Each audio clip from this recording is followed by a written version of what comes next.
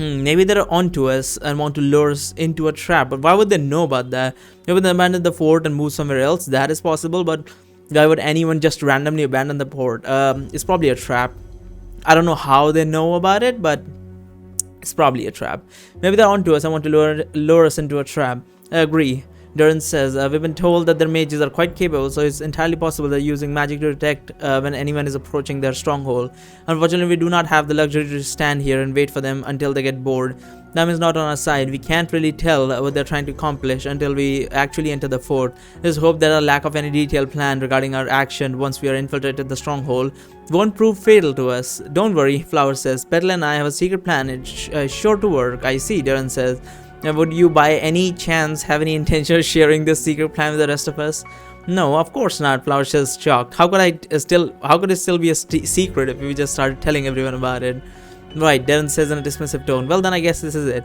This won't be an easy fight, not by a long shot. We are going to be vastly outnumbered. We'll be fighting on unfamiliar terrain. Worst of all, we won't have any magic to help us. However, we've all had to go through hardships since the beginning of this tournament. We have always somehow managed to pull through. It would be pointless to hold a last-minute strategy meeting now, given the extremely limited information we have on our enemy. So instead, I will tell you this: whatever you do, don't get yourself killed. Don't worry too much, Darren, Hadrick says with a grin. Nobody's going to die here. Most of us have already had our fair share of battles in the past. We haven't survived this long just to be taken out by a bunch of overgrown baboons in the middle of nowhere. You'll win this fight like we've won many others. By the end of the day, you'll all have another exciting story to share with friends over a drink near the fireside. Near the fireside, okay. Let's hope you're right, Darren says. He then turns to Rose and Kate. Rose, he says, this is where we part ways for now. Well, you'll be in Kate's hand until the rest of us get back from the fortress. Remember, if anything unexpected happens, contact us through your transceiver and we'll try to come to your aid if you're in the middle of the battle. We'll be fine, Darren, Rose says, smiling. There's no need to worry about us. Just make sure you all come back in one piece. Flower, are you sure about this? Kate says. The fox only said that you had to lead us to the stronghold. You've already fulfilled your promise. There is no need for you to risk your life for us any further. I could never live with myself if I just abandoned you right here, Flower says. And besides, Petal and I have fought ogres before. No, they're not that tough. I don't think there will be any problem. Keen observer. Oh wow, because I have observation stat and hearing stat. Low level ones though, not really high level ones. When Flower and Kate were talking, I heard what sounded like footsteps somewhere behind me. I immediately turned around to see if we were being followed, but there was no one there. Was it just my imagination? I started to look carefully at the area where I heard the sound earlier. Everything seems to be order except for one small detail that catches my attention. The grass is unusually flat right around the spot where I heard those footsteps. It is as if a force is pushing that particular patch of grass towards the ground. The same way it would be pushed if someone was to stand on it. A crazy thought occurs to me and I aim a crossbow somewhere feet above flat grass. Where are you playing at? Darren asked me, put the crossbow down, let's go to the fortress. Pay him no mind and shoot an arrow at the empty space in front of me. Instead of going through the air, however, the arrow stops in mid-flight and a trickle of blood starts coming out of this tip. The person who was standing there didn't notice me pointing it at them, and they just run away. I guess they've been trying to give away the position or something, and the arrow is super fast so they couldn't dodge it. Start coming out of his tip. Soon afterwards, a hideous creature begins to slowly materialize in front of us with many arrows sticking out of his big belly. The monster is about 8 feet tall. It was Lady Dimitrescu. Lady Dimitrescu is 10 feet, isn't she? I don't remember. With thick grey skin and is wearing nothing more than a loincloth around his waist. 2 of its lower fangs are sticking out of his closed mouth. His forehead is exceedingly narrow and on his face it's wearing one of the dumbest expressions I've ever seen in my life. The ogre shouts loudly as it pulls the arrow out with one of its hands, raises a 5-foot club with the other. Another ogre is now coming out of invisibility, ready to fight alongside his wounded comrade. The 2 of them, however, do not get much of a chance to show off their strength because in the blink of an eye, Darren took out his sword and beheaded one of them, while Hardrick makes a big jump and smashes the other ogre's head in with his boot, leaving only a bloody mess where his face once was. Nice one, Barry, Darren says as the 2 ogres' carcasses fall on the ground with a loud thump. I wouldn't even have imagined that ogres have access to such advanced spells as invisibility. The shaman of theirs is really not to be taken lightly. I don't think it's safe to leave Rose and Kate behind anymore, knowing that the ogres can use spells like these. Okay, so this is a very interesting thing, because unlike medieval fantasy, this game has stats. So if we had chosen to take Rose and Kate with us, this event may not even have happened because we have already left with them. But or maybe we would have failed to convince them to come with us, and then this event would have happened. And since we cleared the check for it, we were able to proceed forward. This is very interesting. It might all lead to back to one spot. It might not have multiple like pathways to go, but the way it's done is still pretty fucking cool. Man, the fucking saliva in my mouth is pissing me off. You're right, Darren says. Rose, Kate, you're coming with us to the fort. It's far too dangerous to leave you here. I'm not expecting no for an answer.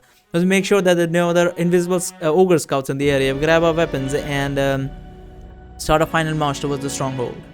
So it took us about 10 minutes to reach the end of the forest. The whole area around the fort has been completely cleansed of trees and all other vegetation to provide direct line of sight for the ogre patrols. The stronghold itself was placed on top of a hill, and it had a surface of about 400,000 square feet. Its walls were made of stone and had a height of about 30 feet, while the only visible entrance to the fort was a very large wooden gate that had been left wide open, giving us a clear view of the stronghold's inner yard. There seemed to be one main building in the middle, which was connected to all four of the walls that formed a square around it. Getting a closer look at the fort, we soon realized that it wasn't just walls that were deserted, but the whole yard as well. They sure aren't trying to hide the fact that this is a trap, are they?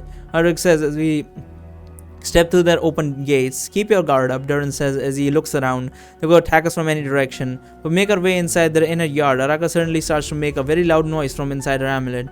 No, you don't, Flower says. If I open the amulet now, you're just going to shout as loud as you can. Give her up position to the ogres, aren't you? You're not going to fool me again. Araka makes an even louder muff sound, and she doesn't appear to have any intention of stopping. Well, this is a death sentence because she might actually be trying to shout, but we need to still understand what the hell is happening, because I can understand that she does not. I'm pretty sure Araka does not want Flower to die because she needs her body so that she can take over it. I think, yeah, she's the best candidate for her, so I don't think why she would do such a thing that would cause her to die. So I'm gonna convince Flower to open the amulet. Flower, I says, it is clear that the ogres already know we're here. I don't think she wants to give away our position to them. Maybe she figured out where they're hiding and want to let us know. Could you open the amulet and see what she wants to say? Well, if you say so. Flower says she opens the amulet. They're invisible, you idiots, Araka shouts with all her might. As soon as we are able to hear her, they're invisible and they have all surrounded. And they have you all surrounded. Shoot them now. If my crossbow right in front of me, then I shoot. I expect the arrow to stick itself into the belly of an ogre again as the monster starts to slowly materialize in front of our eyes. The other ogres are also slowly appearing out of thin air. It turns out that there are at least 100 of them, and they have us all surrounded. Two of the ogres stand out from the crowd, one because of the excessive amount of tattoos on his body, and the other because of his heavy armor. They must be the shaman, the fort captain we've heard about so much. Well, so much for fucking stealth. All the other ogres are wearing nothing but loincloth and are holding big clubs in their hands, and it's a bit difficult to extinguish their mages from the warriors. Okay?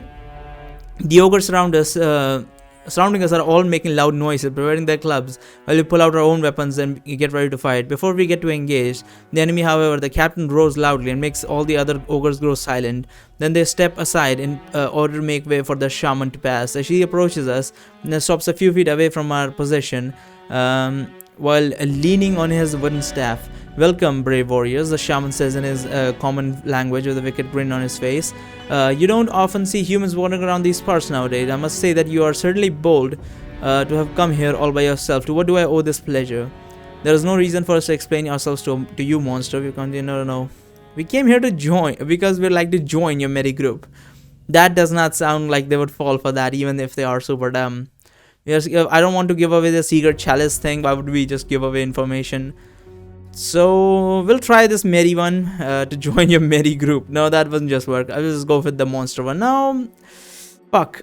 There's no reason to explain ourselves to a monster. That would just piss them off. I think I'm gonna go with the roundabout way, even though it's definitely not going to work. I already know it's not going to work, but still. Came here because we'd like to join your merry group. If I were you, I'd be wary of making such jest, humans, the shaman says, still grinning. As it so happens, we could use some slaves, some manual labor in our fort, so your group would serve us well in that regard. Like hell, we are going to work for you, ugly bastard.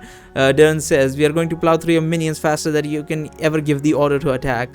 I see, the ogre says. Now I'm afraid you're going to have to ask you to drop your weapons, humans. As of right now, you are our prisoners. Yeah, that's not how it's going to work, Hardrick says with a grin as he readies his fist. If you're not going to cooperate, then we have no choice but to force you into submission. The shaman says, there will be no need for that. I hear Flower's voice coming from my left.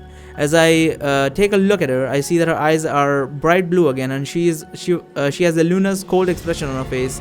However, unlike before, this time the girl's aura is so weak that it pales in comparison to the banshee. I can barely feel any life force coming from it, as if she were in some sort kind of dormant state. Immediately after Luna stops talking, a golden cage pops out of nowhere. It surrounds us all, leaving only the banshee and the ogres outside of it. I believe you all still remember the spell that the fox used to trap you back in the ruins, Luna says. I won't even think about trying to break out of this through brute strength. The golden cage is practically indestructible. She's not lying. Even without being a mage, I can tell that it's an incredibly powerful spell. There's no way of breaking out of here without any magic. What is the meaning of this, Banshee? Darren says, furious. What have you done with the girl? I put Flower in a stasis, Luna says. I've dealt enough with her idiocy for one day. In fact, I would say I've dealt with it enough for last me a lifetime. She then turns to the ogre shaman, a great shaman. She says, my name is Luna and I'm a banshee. Oh, this is their secret plan. Right.